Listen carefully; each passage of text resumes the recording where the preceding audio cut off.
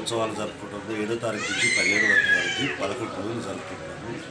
ప్రతి ఒక్క రోజు ఒక వెరైటీగా రోజు రోజుకి విభిన్నంగా నిర్వహిస్తూ విభిన్నమైన నైవేద్యాలు ఎక్కిస్తూ ఉన్నాము. ఇప్పుడు హైయెస్ట్గా 121 వెరైటీలతోటి నైవేద్యం చేస్తూ ఇలా ముందుకు స్వామివారికి నైవేద్యం సమర్పించుకుంటూ ఇలా ముందుకు జరుపుకుంటూ వంటకాలే కదా సార్, వంటకాలు వివిధ రకాలు ఉంటాయి. దానిలో స్వీట్స్ ఉంటాయి, అనేక రకాలు.